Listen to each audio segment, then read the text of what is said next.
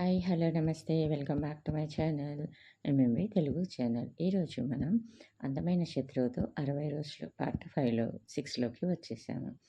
ఆ స్పీడ్లో మలుపు తిప్పటం కూడా సాధ్యం కాని పని. కారు ఆ స్కూటర్ మీద నుంచి పోని నెమ్మదిగా అన్నాడు సిద్ధార్థ. యాక్సిలేటర్ బలంగా తొక్కాడు డ్రైవర్. కారు గాలిలో తేలుతున్నట్లు స్కూటర్ని సమీపించింది. కారు వేగంగా డాష్ ఇవ్వగానే స్కూటర్ గిరి రోడ్డు పక్కకి జారిపోయింది. దీప రోడ్డు మీద పడి దొర్లుతూ వెళ్ళి రోడ్డు పక్కనే ఉన్న కాంపౌండ్ వాళ్ళకి కొట్టుకుంది. అప్పటికప్పుడే తల చిట్లి స్పృహ తప్పడం జరిగిపోయింది. సరిగ్గా అప్పుడే దూరంగా మరో కారు హారన్ వినబడటంతో సిద్ధార్థ కంగారు పట్టాడు. కమాన్ పూని, వెనుక కారు వస్తుంది, వాళ్ళెవరో చూస్తే గొడవ అవుతుంది అని అన్నాడు. డ్రైవర్ మళ్ళీ వేగం పెంచాడు.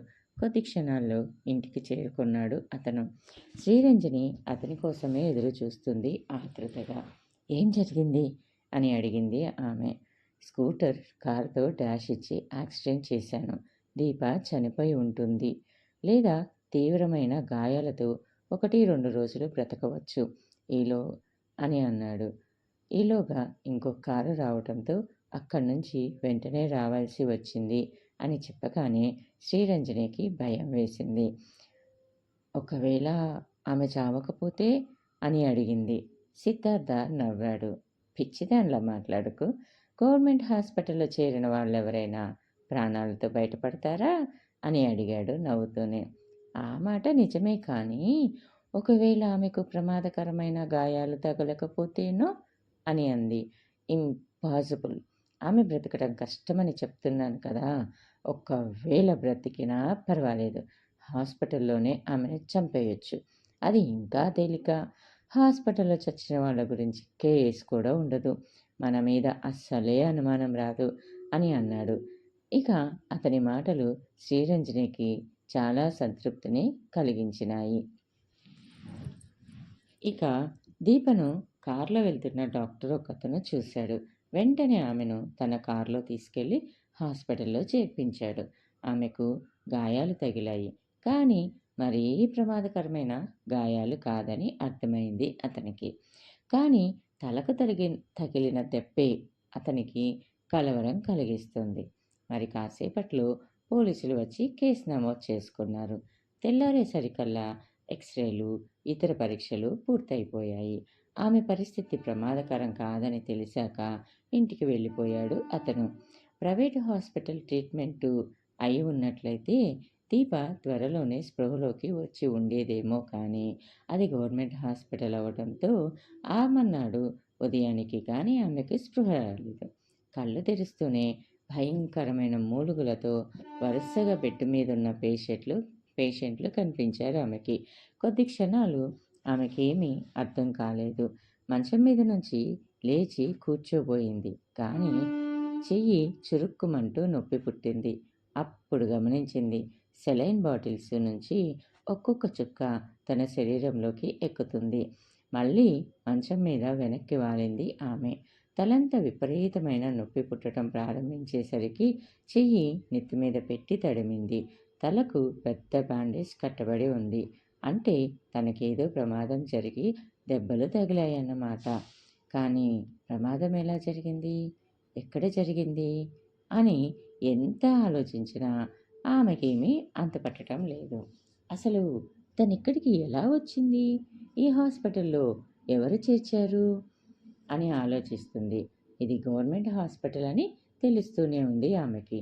చాలా సినిమాల్లో గవర్నమెంట్ హాస్పిటల్స్ చూసింది తను. అంత భయంకరమైన ప్రదేశాలు భూమి మీద మరెక్కడా ఉండవేమో. వరండాలో, వార్డుల్లో కిక్కిరిసిపోయే పేషెంట్లు, వాళ్ళ చుట్టూ ఈగలు, బొద్దింకలు, ఎలుకలు, కుక్కలు, పిల్లులు, బల్లులు. ఇంచుమించుగా అదో విచిత్రమైన జూ అనిపిస్తుంది తనకి. ఓసారి ఇప్పుడు తను మొదటిసారిగా ఆ ప్రైవేట్ హాస్పిటల్కి వెళ్ళింది. ఎంత తేడా ఉంది దానికి దీనికి. అది మనుషుల కోసం, ఇది పశువుల కోసం అనుకునేంత తేడా ఉంది. తనని రిచర్డ్ హాస్పిటల్లో ఎవరు చేర్చారు అసలుకి? కలలో కూడా తను ఇలాంటి చోటుకి రాకూడదే. తనలాంటి కోటీశ్వరురాళ్ళ కోసం అద్భుతమైన హాస్పిటల్స్ హైదరాబాద్లో ఉన్నాయి అని అనుకుంటూ ఉండగా, తన వాళ్ళు మరి ఇక్కడెందుకు చేర్చారు అని ఆలోచిస్తూ, తన వాళ్ళెవరు అని ఆలోచిస్తుంది. అవును, తన వాళ్ళు ఎవరు వాళ్ళు? తన వాళ్ళెవరు అని అనుకుంటూ ఆమె ఆలోచనలు తన ఇంటి వైపు మళ్ళినాయి. అయితే ఎంత ఆలోచించినా ఏమీ అర్థం కావటం లేదు, ఏమీ గుర్తు రావటం లేదు. నర్సు వచ్చి ఆమెను చూసింది. ఓహో, స్పృహలోకొచ్చారన్నమాట అని అంది. ఆమెను చూస్తూ, నాకేమైంది సిస్టర్ అని అడిగింది. హెడ్ ఇంజరీ, కాళ్ళకు దెబ్బలు, స్వెల్లింగ్స్ అని అడిగింది. ఎలా జరిగిందిది అని అడిగింది మళ్ళీ దీపా నర్సుని. ఆ దెబ్బతో నర్సు ఆశ్చర్యపోయింది. ఆ విషయాలు మీరు చెప్తారనే ఎదురు చూస్తున్నాం అని అంది సిస్టరు. నేనా అని అంటూ ఆశ్చర్యంగా అడిగింది దీప. అవును, లేకపోతే మాకెలా తెలుస్తుంది అని అడిగింది. అసలు నన్ను ఇక్కడ ఎవరు చేర్చారు అని అడిగింది నర్సుని. డాక్టర్ జితేందర్ అని చెప్పింది. ఆయనకి ఎక్కడ కనిపించాను నేను అని అడిగింది దీప. బేగంపేట ఫ్లైఓవర్ దగ్గర రోడ్డు పక్కనే పడి ఉన్నారట. ఆయన జాలిపడి తీసుకొచ్చి చేర్చాడు అని చెప్పింది. బేగంపేట దగ్గర రోడ్డు పక్కన పడి ఉన్నానా అని అంది డౌట్గా. అవును అని సమాధానం చెప్పింది నర్సు. అక్కడెందుకు పడి ఉన్నాను అని అడిగింది మళ్ళీ నర్సుని. అందుకు నర్సు, బాగుంది, మీరెందుకు పడి ఉన్నారో మాకేం తెలుస్తుంది, అసలు మీ ఇల్లు ఎక్కడా, మీ ఇంటికి ఏమైనా ఫోన్ నెంబర్ ఉందా అని అంది. ఫోన్ నెంబర్ ఉంది అంది ఉత్సాహంగా దీప. ఎంత నెంబరు అని అడిగింది. దీప ఏదో చెప్పబోయింది. అంతవరకు గుర్తున్నట్లు అనిపించిన నెంబర్ హఠాత్తుగా గుర్తు లేకుండా పోయింది. గుర్తు రావటం లేదు అని అంది దీప. పోనీ ఇంటి అడ్రస్ చెప్పగలరా అని అడిగింది నర్సు. చెప్తాను అని అంది. మళ్ళీ ఆమె ఆలోచనలకు బ్రేక్ పడిపోయింది. అవును, తన ఇంటి అడ్రస్ ఏమిటి అని మళ్ళీ ఆలోచించి ఎందుకిలా తను మర్చిపోతుంది అని అనుకుంది. తన ఇంటి అడ్రస్ తనకు గుర్తు రాకపోవటం ఏమిటి అని అనుకుంది. ఇంతలో చెప్పరేం, అడ్రస్ కూడా గుర్తు రాలేదా అంది. గుర్తు రావటం లేదు అంది దీప. బాగుంది, ఇంటి అడ్రస్ మర్చిపోతారు ఎవరైనా అని విచిత్రంగా చూస్తూ అంది నర్సు. పోనీ పేరు చెప్పండి మీది అని అడిగింది నర్సు. దీప చెప్పబోయి టక్కన ఆగిపోయింది. అవును, అసలు తన పేరేమిటి అని అనుకోగానే తలనొప్పి మొదలైంది. మై గాడ్, నా పేరే గుర్తు రావటం లేదా, ఏం జరుగుతుంది అసలు, ఇంటి అడ్రస్, ఫోన్ నెంబర్, ఆఖరికి తన పేరు అని ఆలోచిస్తుంది. పోనీ మీ భర్త పేరు, మీ ఫాదర్ పేరు, జాబ్, మదర్ పేరు, బ్రదర్స్, సిస్టర్స్ ఎవరైనా సరే అని అంది. అంతలో దీపకి తలనొప్పి ప్రారంభమైంది. ఆలోచించడం ప్రారంభించగానే తలనొప్పి. ఏదైనా గుర్తు తెచ్చుకోవడానికి ప్రయత్నించినా తలనొప్పి. తన తండ్రి పేరేమిటి, తనకు భర్త ఉన్నాడా, పెళ్ళయిందా, పోనీ తన తల్లి, అసలు తన తండ్రి ఏం చేస్తుంటాడు, ఇలా ఆలోచిస్తుంటే ఏం తెలియటం లేదు దీపకి. అంతా అగమ్యగోచరంగా ఉంది. అసలు తానెవరు అని అనుకుంది. ఆ ఆలోచనకి ఉలిక్కిపడింది దీప. అవును, తనెవరు, అయ్యో తనెవరో తనకే తెలీదా, తన పేరు మర్చిపోయి ఉండొచ్చు ఆ షాక్కి. కానీ అసలు తానెవరో తెలియకపోతే దిస్ ఇస్ టూ మచ్ అని అనుకుంది దీప. ఇంతలో నర్సు మాట్లాడుతూ, సరే, ఆ పోలీస్ సబ్ ఇన్స్పెక్టర్ బయట వెయిట్ చేస్తున్నాడు, నీ దగ్గర స్టేట్మెంట్ తీసుకోవాలట అని అంది నర్సు. ఏం స్టేట్మెంటు అని అడిగింది దీప. అదే, నీకు ఇలా దెబ్బలెలా తగిలాయి, రోడ్డు మీద ఎందుకు పడి ఉన్నావు, అన్నీ చెప్పాలి అని అంది. నర్సు వెళ్ళగానే సబ్ ఇన్స్పెక్టర్ లోపలికి వచ్చాడు. ఆ పక్కనే ఉన్న స్టూలు ఆమె బెడ్కి సమీపంగా లాక్కొని కూర్చొని తన డైరీ తీసి పెన్ పట్టుకున్నాడు. మీ పేరు అని అడిగాడు. నా పేరు సరోజ. కాదు లక్ష్మి. అది కూడా కాదు జయ అని అంటూ ఉంది. అదే విన్న సబ్ ఇన్స్పెక్టర్ ఆశ్చర్యంగా ఆమె వైపు చూశాడు. మీ పేరు మీకు తెలియదా అని అడిగాడు. గుర్తు రావటం లేదు అని దీనంగా అంది ఆమె. తలనొప్పి. అబ్బా, తల పగిలిపోతుంది అని అనుకుంది. పోనీ మీ ఫాదర్ పేరు అని అడిగింది. ఆమె మళ్ళీ ఆలోచనలో పడింది. మళ్ళీ తలనొప్పి. అబ్బా అంటూ తలను చేత్తో జాగ్రత్తగా నొక్కుకుంటూ అందామె. ఏం జరిగింది అని అడిగాడు సబ్ ఇన్స్పెక్టర్. గుర్తు రావటం లేదు. ఏమి అని చెప్పింది దీప. మీ ఇల్లు ఎక్కడో తెలుసా నీకు అని అడిగాడు అతను. తెలీదు. గుర్తు రావటం లేదు అని అంది. ఫోన్ నెంబర్ లేక పక్కింటి వాళ్ళ ఫోన్ నెంబర్ ఏదో ఒకటి గుర్తుకొస్తుందేమో చూడు అని అన్నాడు. ఏది గుర్తు రావడం లేదు అని అంది దీప. ఈ దెబ్బ ఎలా తగిలింది మీకు అని అడిగాడు. తెలీదు అని చెప్పింది. సబ్ ఇన్స్పెక్టర్కి అనుమానం వచ్చింది. ఇవన్నీ నిజమే చెప్తున్నారా అబద్ధాలు చెప్తున్నారా అని అడిగాడు. అందుకు దీప నిజమే. ఎంత ఆలోచించినా గుర్తు తెచ్చుకోవడానికి ట్రై చేసినా తల పగిలిపోతుందేమో అన్నంత నొప్పి అని అంది. అతను అయినా మరికొన్ని ప్రశ్నలు వేసి లేచి డాక్టర్ దగ్గరకు వెళ్ళాడు. అప్పటికే నర్సు డాక్టర్తో దీప పరిస్థితి వివరిస్తుంది. డాక్టర్ సబ్ ఇన్స్పెక్టర్ వైపు చూశాడు. అందులో పెద్ద పోవాల్సిన విషయం ఏమీ లేదు. ఆమెకు బలమైన హెడ్ ఇంజరీ అయింది.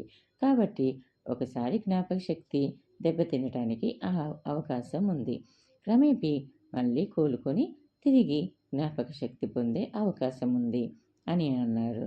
క్రమేపీ అంటే ఎన్ని రోజులు అని అడిగాడు సబ్ ఇన్స్పెక్టర్. చెప్పలేం. 10 రోజులు కావచ్చు, లేదా 10 ఏళ్ళు పట్టవచ్చు అని చెప్పాడు డాక్టర్. అంతవరకు మా రికార్డ్స్ సంగతి ఏమిటి అని అడిగాడు డాక్టర్ని సబ్ ఇన్స్పెక్టరు. ఏదో ఒకటి రాసుకొని కేసు పెండింగ్లో ఉంచండి సార్ అని చెప్పాడు. సరే సార్ అని వెళ్ళిపోయాడు సబ్ ఇన్స్పెక్టర్. అతను లేచి వెళ్ళిపోయాడు. దీప భారంగా కళ్ళు మూసుకుంది. ఏమిటి విచిత్రం? తనెవరో ఎవరికీ తెలియటం లేదు. అవును, తనకే తెలియటం లేదు అని ఆలోచిస్తూ ఉంది. డాక్టర్ వచ్చి ఆమె చేయి పట్టుకొని చూశాడు. గుడ్, ఫాస్ట్గా రికవరీ అవుతున్నారు అని అన్నాడు చిరునవ్వుతో. నాకు నా విషయాలేమీ గుర్తు రావటం లేదు, ఎందుకంటారు అని అడిగింది. తలకు తగిలిన దెబ్బ వల్ల మీరా విషయమేమీ కంగారు పడకండి. 2-3 రోజుల్లో అంతా నార్మల్ అయిపోతుంది అని అన్నాడు. దీప కళ్ళు మూసుకుంది భారంగా. మళ్ళీ ఆమెను మగత కమ్మేసింది. తిరిగి మెలకువ వచ్చేసరికి సాయంత్రం 4 అవుతుంది. ఆ వార్డంతా పేషెంట్స్ని చూడ్డానికి వచ్చిన బంధువులతో కిటకిటలాడిపోతుంది. అంతా గొడవగా మాట్లాడుకుంటున్నారు. ఉదయం జరిగిన విషయాలన్నీ నెమ్మదిగా గుర్తొస్తున్నాయి ఆమెకి. తనను nurse, police sub inspector, doctor అందరూ ప్రశ్నించటం, తను ఏమీ చెప్పలేకపోవటం, తననెవరు పట్టించుకోవటం లేదు. రాత్రి 8 గంటలకు నర్సు తట్టి లేపుతుంటే మెలకువ వచ్చింది మళ్ళీ. ఇవిగో ఈ పాలు తాగండి అంటూ గ్లాస్ అందించింది. పాలు తాగింది దీప. అప్పుడు అడిగింది నర్సు మళ్ళీ, మీరెవరో, మీ వాళ్ళెవరో ఏమైనా గుర్తుకొచ్చిందా అని. లేదు అని చెప్పింది దీప. మీరెంతవరకు చదువుకున్నారో గుర్తుందా అని అడిగింది. దీప చకచకా ఆలోచించసాగింది. మళ్ళీ తలనొప్పి వచ్చేసింది. భయంకరమైన తలనొప్పి అబ్బా అందామె బాధగా. సారీ, మీకు ఇంకా రెస్ట్ అవసరం అనుకుంటాను.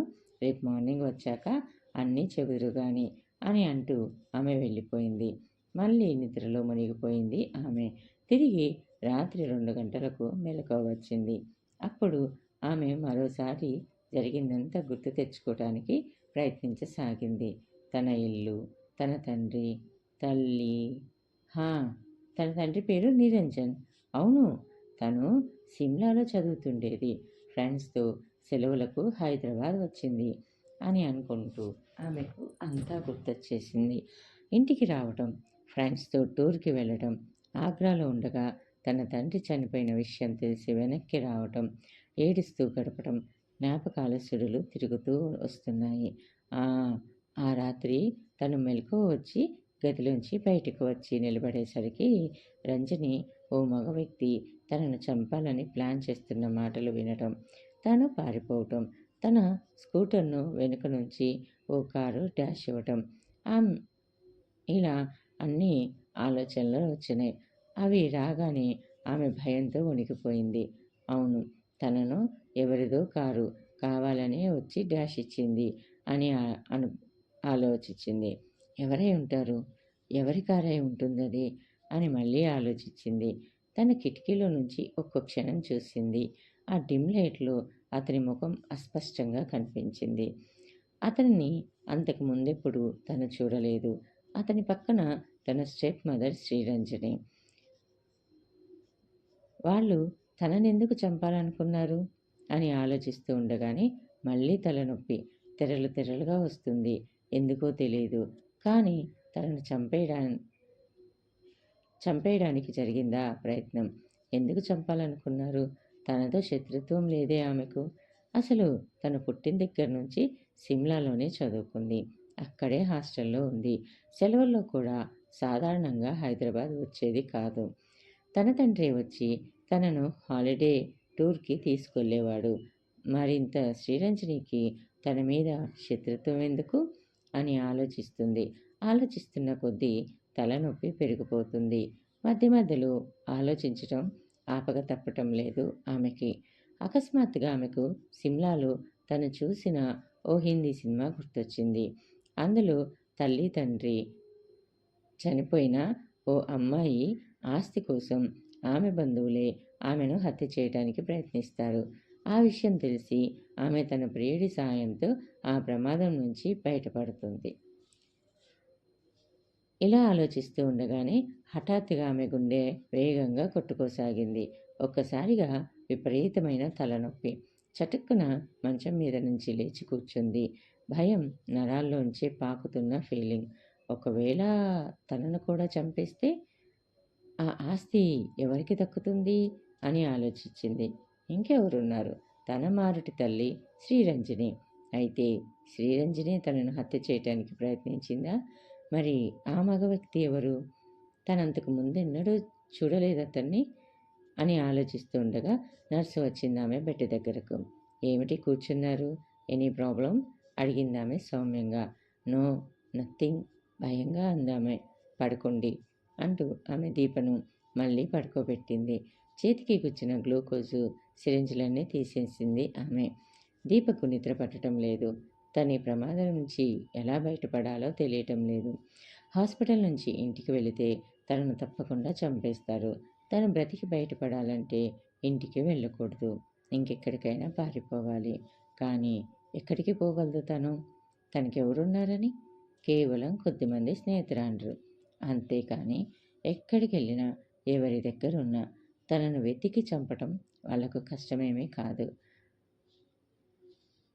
ఇంతలో వేడి టీ తీసుకొచ్చి తన పక్కనున్న షెల్ఫ్ మీద గ్లాసులో పోసి వెళ్ళిపోయాడు వాటుబాయి. అంటే తెల్లవారిపోయిందన్నమాట అని అనుకుంది. ఆమెకు తలనొప్పి పూర్తిగా తగ్గిపోయింది. బహుశా మందులు పనిచేసి ఉంటాయి అని అనుకుంది. లేచి తనంతట తానే టీ తాగబోయింది ఆమె. ఆ రుచి చూడగానే వెంటనే వాష్ బేసిన్ దగ్గరకు నడిచి ఊసేసింది. తన జన్మలో ఇంత సబ్స్టాండర్డ్ టీ తాగనే లేదు ఇంతవరకు. మరి కాసేపట్లో డాక్టర్ నర్సు వచ్చారు. హే, ఆర్ యూ ఫీలింగ్ నౌ అని అడిగాడు డాక్టర్. ఓకే అంది దీప. ఫైన్. ఇప్పుడైనా యాక్సిడెంట్ ఎలా జరిగిందో గుర్తుకొచ్చిందా అని అడిగాడు డాక్టర్. లేదు అంది దీప మతిపోయినట్లు నాటకం ఆడితే తనను ఇంటికి పంపకుండా తప్పించుకోవచ్చు అని అనుకుంది. పోనీ మీ పేరు, మీ ఫాదర్ పేరు చెప్పగలరా అని అడిగాడు. ఏమీ గుర్తు రావటం లేదు అని అబద్ధం చెప్పేసింది ఆమె. డాక్టర్ పెదాల మీద నవ్వు ఆరిపోయింది. నీ పేరు కూడా నీకు గుర్తు రావటం లేదా అని అడిగాడు. లేదు డాక్టర్ అని అంది దీప. తమాషాగా ఉంది. ఇంత చిన్న దెబ్బకి అంతగా బ్రెయిన్ ఎఫెక్ట్ ఇవ్వకూడదే అంటూ ఆలోచనలో పడుతూ అన్నాడు. ఓకే, లెటస్ సీ అన్నాడు డాక్టర్ పక్క బెడ్ దగ్గరికి నడుస్తూ. మరి కాసేపట్లో పోలీస్ సబ్ ఇన్స్పెక్టర్ వచ్చాడు. హలో అన్నాడు అతను చిరునవ్వుతూ. హలో అంది దీప. నేను గుర్తున్నానా అని అడిగాడు సబ్ ఇన్స్పెక్టర్. హా, ఉన్నారు అని చెప్పింది దీప. నన్ను ఎప్పుడు చూశారు మీరు అని అడిగాడు. నిన్న పొద్దున అని చెప్పింది దీప. గుడ్. మరి మీ ఫ్యామిలీ మెంబర్స్, మీ ఇల్లు అన్నీ గుర్తొచ్చే ఉండాలి కదా అని అన్నారు. ఎంతో ట్రై చేస్తున్నాను. అయినా ఏమీ గుర్తు రావటం లేదు. అబద్ధం చెప్తుంటే గుండె వేగంగా కొట్టుకుంటుంది దీపకి. సబ్ ఇన్స్పెక్టర్ ముఖంలో ఆశ్చర్యం కనిపించింది. All right. మీ బంధువులు, మీ ఫ్రెండ్సు ఎవరి పేరు గుర్తొచ్చినా వెంటనే నర్సు ద్వారా నాకు ఫోన్ చేయించండి అని చెప్పాడు. అందుకు సరే అని చెప్పింది దీప. ఈ విషయం మాత్రం మర్చిపోకండి. నా పేరు హరనాథ్, సబ్ ఇన్స్పెక్టర్ అని చెప్పాడు. గుర్తుంచుకుంటాను అని అంది దీప. అతను వెళ్ళిపోయాడు.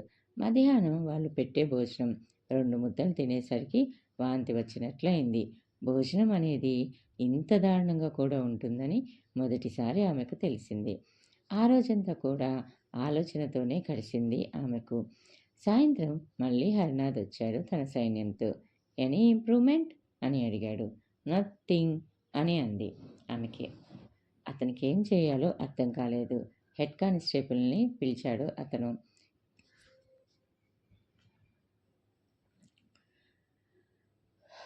మన ఫోటోగ్రాఫర్ని తీసుకొచ్చి ఈ అమ్మాయి ఫోటో తీయించండి. ఆ ఫోటో అన్ని పోలీస్ స్టేషన్స్కి పంపండి. ఎక్కడైనా ఈ అమ్మాయి వర్ణాలతో ఏమైనా కంప్లైంట్స్ వస్తే కంపేర్ చేయవచ్చు అని అన్నాడు. అందుకతను సరే సార్ అని అన్నాడు. ఇంకో పని కూడా చేయండి. రేపే ఈ ఫోటో అన్ని దినపత్రికల్లో పబ్లిష్ చేయించు. ఒకవేళ ఈమె ఫ్యామిలీ మెంబర్స్ పేపర్ చూస్తే మనల్ని కాంటాక్ట్ చేస్తారు అని చెప్పాడు హరినాథ్. అలాగే సార్ అని చెప్పాడు కానిస్టేబుల్. అతను వెళ్ళిన అరగంటకు హెడ్ కానిస్టేబుల్ ఫోటోగ్రాఫర్తో వచ్చాడు. దీపకు భయం పెరిగిపోతుంది. ఇలా తను హాస్పిటల్లో చేరిన విషయం బహుశా శ్రీరంజనికి తెలియదేమో. తెలిస్తే తనని ఇంటికి తీసుకువెళ్ళేవారే కదా. ఇప్పుడు ఈ ఫోటో పేపర్లో చూస్తే వెంటనే వచ్చి తనను ఇక్కడే హత్య చేయవచ్చు, లేదా ఇంటికి తీసుకువెళ్ళి చంపవచ్చు అని అనుకుంటుంది. ఇంతలో లేచి కూర్చోమ్మా అని అన్నారు. దీప లేచి కూర్చొంది. చకచకా 2 ఫోటోలు తీశాడు అతను. ఈ ఫోటోలు పేపర్లో రాకముందే తను పారిపోవటం మంచిది అని అనుకుంది. అయితే ఎక్కడికి వెళ్తుందో తనకే తెలియదు. కానీ ముందు పారిపోవాలి అని ఆలోచించింది. వాళ్ళు వెళ్ళిపోయారు. కొద్దిసేపటి తర్వాత నెమ్మదిగా లేచి వార్డులో నుంచి బయటకు వచ్చింది ఆమె. నర్సు ఎదురుగా వచ్చింది అప్పుడే. ఎక్కడికి వెళ్తున్నావు అనుమానంగా అడిగింది ఆమె. ఊరికే నిద్ర పట్టక అలా అనేసి వెనక్కు తిరిగి వచ్చి తన పక్క మీద పడుకుంది. మర్నాడు ముఖ్యమైన పేపర్స్లో దీప ఫోటో పబ్లిష్ అయింది. అయితే తలకున్న బ్యాండేజ్తో ఫోటో తీయటం వల్ల ఆమెను గుర్తుపట్టడం ఎవరికైనా కష్టమయ్యే రీతిలోనే ఉంది. ఆ ఫోటోను ముందు సిద్ధార్థ చూశాడు. శ్రీరంజని ఇంకా నిద్రలోనే ఉంది. రంజని, ఇదిగో ఈ శుభవార్త చూడు అన్నాడతను ఆమెను నిద్రలేపుతూ. ఆమె చటుక్కున నిద్రలేచి చూసింది. ఏమిటది అంది ఆశ్చర్యంగా. దీప ఫోటో వచ్చింది పేపర్లో అంటూ పేపర్ ఆమె ముందు ఉంచాడు అతను. ఫోటో కింద రాసిన మ్యాటర్ త్వరగా చదివింది ఆమె. ఈ ఫోటోలోని యువతి బేగంపేట ప్రాంతంలో గాయాలతో రోడ్డు పక్కన పడి ఉండగా కనుగొనడం జరిగింది. తలకు తగిలిన గాయాల కారణంగా ఆమెకు జ్ఞాపక శక్తి నశించింది. అందువల్ల తన గురించిన వివరాలు, తన వారి గురించిన వివరాలు ఆమె ఏమాత్రం తెలియచేయలేకపోతుంది. ఆమె కుటుంబానికి చెందిన వారు కానీ, ఆమె ఫ్రెండ్స్ కానీ, లేక పరిచయస్తులు కానీ దగ్గరలో ఉన్న పోలీస్ స్టేషన్కి వచ్చి ఆమె వివరాలు తెలుపవలసిందిగా కోరుతున్నాము అని ఉంది అక్కడ మ్యాటరు. మై గాడ్, అనుకోకుండా చాలా మంచి జరిగింది మనకి అంది శ్రీరంజని. అవును, ఇప్పుడిక మనం ఆమెను మెంటల్ హాస్పిటల్లో చేర్చేందుకు అవసరమైన ప్రయాసలేమీ తీసుకోనక్కర్లేదు అని అన్నాడు. అంటే ఆమెను అలా వదిలేద్దామంటావా అని అడిగింది శ్రీరంజని. అవును, ఆమెను ఎవ్వరూ గుర్తుపట్టలేరు ఆ బ్యాండేజ్తో. ఆమె రూపం మనకు తప్ప ఇంకెవరికి తెలియదు. మనకున్న నౌకర్లు వగైరాలు చాలామందిని అప్పుడే బాంబే పంపించి వేశాను. కొత్తగా చేరిన వారెవరూ ఆమెను సరిగ్గా చూడనే లేదు. మిస్సింగ్ పర్సన్గా డిక్లేర్ చేస్తే సరిపోతుంది అని అన్నాడు. ముసలాడి విల్లు మన లాయర్ ఎప్పుడో చింపి పారేశాడు అని చెప్పాడు. మరి శ్రీరామ్ సంగతి ఏమిటి? అతను దీపను తేలిగ్గా గుర్తుపడతాడుగా అని అంది రంజని. గుర్తుపట్టిన విషయం అతను పట్టించుకోడు. ఆమె చేతిలో తనకు జరిగిన పరాభవానికి ఆమెకు భగవంతుడు తగిన శాస్తి చేశాడని ఊరుకుంటాడు అని చెప్పాడు సిద్ధార్థ. ఆ మాట నిజమేననిపించింది శ్రీరంజనికి. సిద్ధార్థని తన వైపుకు తిప్పుకుంది ఆమె. విశాలమైన అతని ఛాతీ మీద ముద్దు పెట్టుకుంది ఆమె. అయితే మనం ఇక ఈ ఆస్తికి వారసులమైనట్లే కదూ అని అంది. అవును, సుమారు 70 కోట్ల ఆస్తి. ఈ డ్రగ్స్ రాకెట్లో 70 సంవత్సరాలు కష్టపడితే గాని సంపాదించలేనంత ఆస్తి ఆనందంగా అన్నాడు అతను. అదే సమయంలో గంగా థియేటర్ లాన్స్లో కూర్చొని న్యూస్ పేపర్ చూస్తున్న చిరంజీవి దీప ఫోటో చూసి ఆశ్చర్యపోయాడు. ఆ ఫోటో చూస్తూనే ఆమె చేసిన అవమానాలన్నీ కళ్ళ ముందు మెదిలినాయి అతనికి. అంతే, అతని రక్తం సలసలా కాగిపోసాగింది. ఆ డెవిల్ వల్లే తని భయంకరమైన పరిస్థితికొచ్చాడు. రోజు చిల్లర గుండాలతో కోట్లాటలు, కత్తిపోట్లు, పోలీసులతో గొడవలు. అవును అవును, ఆమె తలక బ్యాండేజ్ ఏమిటి? అసలు పేపర్లో ఆమె ఫోటో ఎందుకొచ్చింది? విదేశాలకు వెళ్తుందా అని అనుకుంటూ కింద రాసిన మ్యాటర్ చదువుతూనే ఆశ్చర్యంతో ఉక్కిరిబిక్కిరయ్యాడు అతను. ఆమెకి జ్ఞాపక శక్తి పోయిందా? తానెవరో తన కుటుంబం ఎవరో కూడా గుర్తుపట్టలేనంతగా మతిపోయిందా అని అనుకోగానే అతనికి ఆనందం కలిగింది. భగవంతుడు తగిన శాస్తి చేశాడు. అసలు వాళ్ళ ఇంట్లో వాళ్ళెవ్వరికీ ఆమె జాడ తెలియకుండా ఉంటే ఇంకా బాగుంటుంది. జీవితాంతం పిచ్చిదానిలా రోడ్ల వెంబడి తిరుగుతుంటుంది. అదే సరైన శిక్ష ఆ పొగరబోతుకి అని అనుకున్నాడు. తన కోపానికి తనకే నవ్వు వచ్చేస్తుంది. తన భ్రమగానే అంత ధనవంతులు ఆమెను కనుక్కోకుండా ఉంటారా? ఆమెకు మానసిక చికిత్స చేయించకుండా ఉంటారా? డబ్బుతో ప్రపంచాన్నే శాసించగల ధనవంతుడు ఆమె తండ్రి. అంత అద్భుతమైన భవనం హైదరాబాద్లో ఎవ్వరికీ లేదు ప్రస్తుతం. ఆ ఒక్క భవనమే 10 కోట్ల రూపాయలు ఖర్చయి ఉంటుంది. ఆమెకు ఎలాంటి అపకారం జరగబోదన్న విషయం గుర్తొచ్చేసరికి అతని మనసంతా విచారంతో నిండిపోయింది. కనీసం ఆమె దగ్గరికి వెళ్ళి ఒక్కసారైనా కసితీరా ఆమెను దూషించినా తనకు కొంత మనశ్శాంతి కలుగుతుందేమో అని అనిపించింది. ఎందుకు చిన్నప్పటి నుంచి అతనిది విచిత్రమైన మనస్తత్వం. తననెవరైనా కొట్టినా, ఇన్సల్ట్ చేసినా, మోసం చేసినా ప్రతీకారం తీర్చుకునే వరకు నిద్రపోయేవాడు కాదు. చిన్నప్పుడు తన హోంవర్క్ చేసి తీసుకురాలేదని టీచర్ కొట్టినప్పుడు 2 రోజులు ప్రతీకార వాంఛతో నిద్రపోలేదు అతను. 3వ రోజు రాత్రి ఆ టీచర్ మార్కెట్లో కనిపించినప్పుడు అతని వెనకే చాలా దూరం ఫాలో అయ్యి చివరకు నిర్మానుష్యంగా ఉన్న ప్రదేశం చేరుకున్నాక 4 రాళ్ళు అతని మీదకి విసిరి ఆ చిక్కట్లో పరిగెత్తుకుంటూ పారిపోయాడు.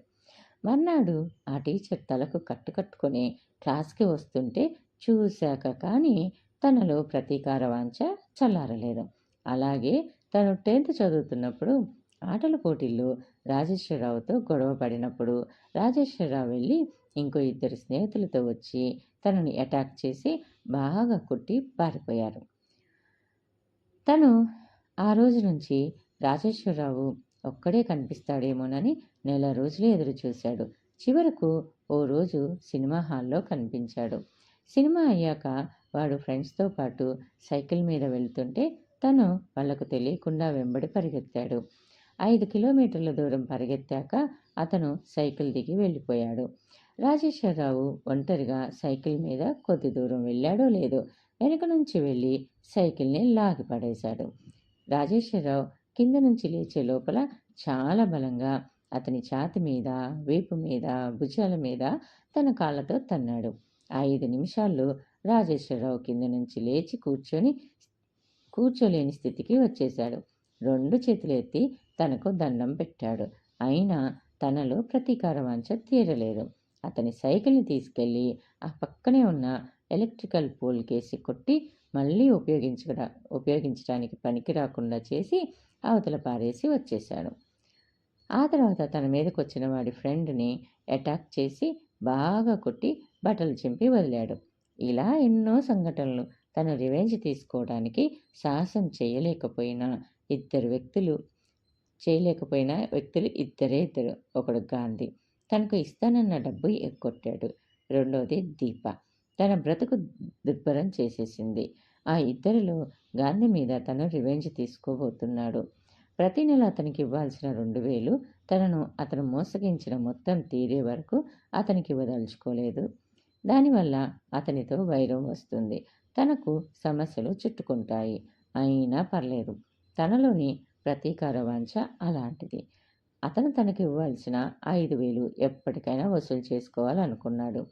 ఆ అవకాశం ఇప్పటికే వచ్చింది అని ఆలోచిస్తూ ఉన్నాడు. ఇంతలో సార్ అంటూ ఓ కుర్రాడు పరుగున వచ్చాడు. ఏమిటి అని అడిగాడు చిరంజీవి. తర్వాత ఏం జరిగింది?